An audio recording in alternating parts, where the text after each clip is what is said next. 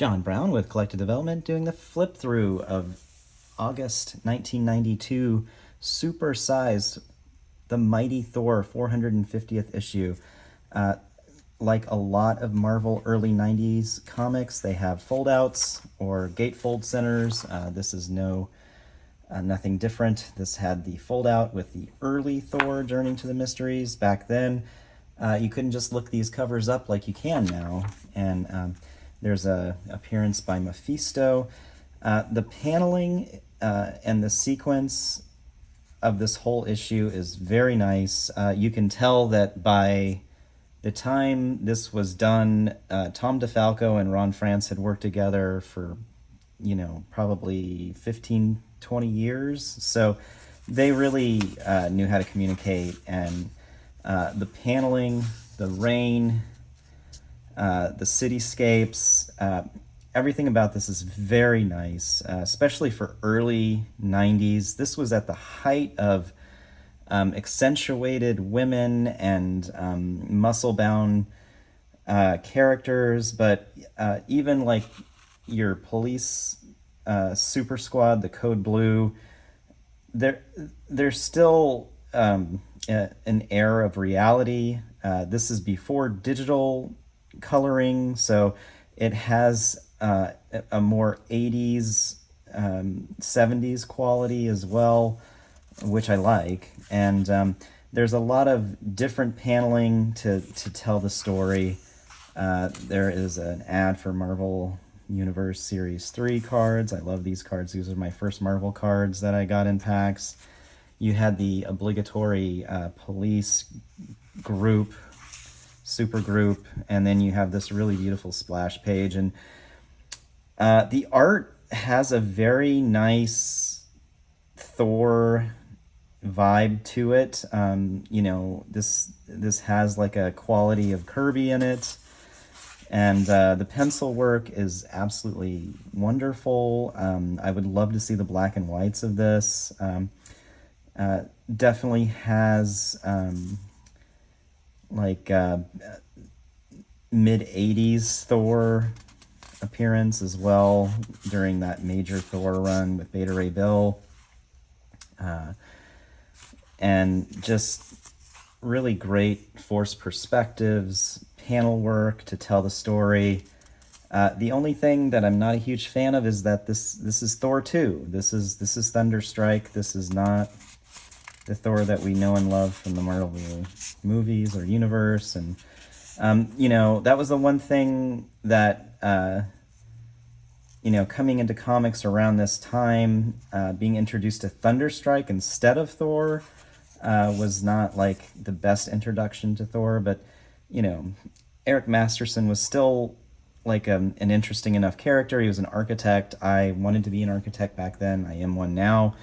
But look at this splash page. This is gorgeous. The coloring, the hatch work, pencil work. It's definitely very above average. And there's like a splash page almost every other flip through, which is great. You got your arch rivals, Robotech ad, and just really nice. Nothing's static. There's action, and then a zoom out, and then a zoom back in. Very fast paced, a lot of information. Tom DeFalco definitely was a master of this character by now. And the only thing that I really was not a fan of was the Code Blue police squad with their guns and everything. It really brought a gritty reality to Thor that I really still don't like. That was definitely a major detraction for me. But again, other than that, the artwork, the visuals, Odin returning, spoiler alert, is just a great visual story. I highly recommend this issue. If you do not know Thor around this time, it's definitely a good one to pick up. It's got a lot of story. And then this is also Tom DeFalco, The End of Ego, but Patrick Oliphant is the artist, and he has a major Kirby-esque style. It's very visually interesting, and has even in the 90s, this would be very retro looking style, but I really enjoyed it. And again, like the at this time, female characters were more accentuated and just puff pieces half the time, but here they have major roles and playing more of an important part in the story, and I really do love that. I love the mouth being open and seeing the universe in there. That's just so cool.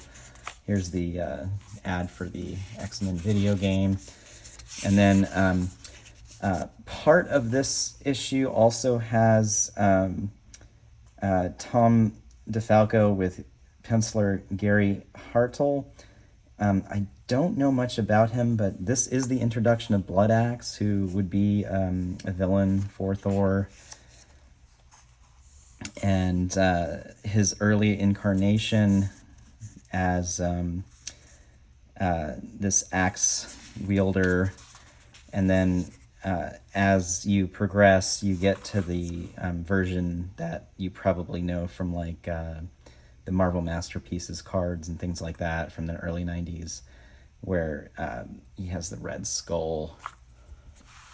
And again, even this marginal story with only a few pages is still a pretty decent read, and panel work is great. And then the treat that you get with 450 is you get a reprint of Journey into Mystery 85, first appearance of Loki. And what I like about this is, being a reprint, you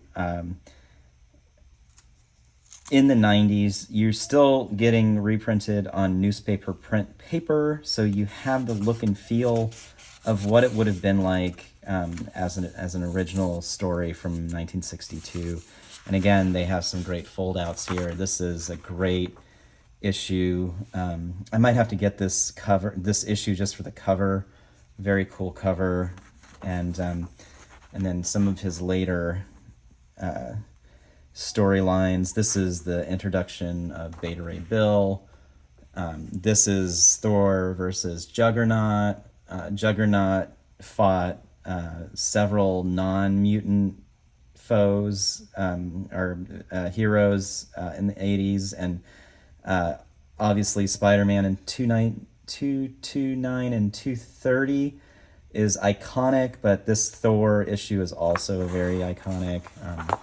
Your issue 300.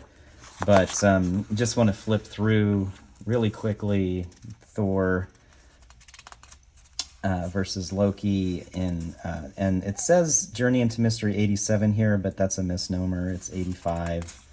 I had to look that up though, just to double check. And Loki is up to his old tricks, and again, for 1962, the story and the panel and the panel telling really work and blend together. You have Thor being tricked and then walking away, losing his power, and then being able to regain his hammer. And you have like a subway scene, still a lot of action. And for 1962, the panel work is actually very different sizes. They didn't always do that. There was a lot of panels were very similar or just very gridded. So I have to say that it's really nice just to see the old original Loki introduction. So again, highly recommend it, and let's go to the review.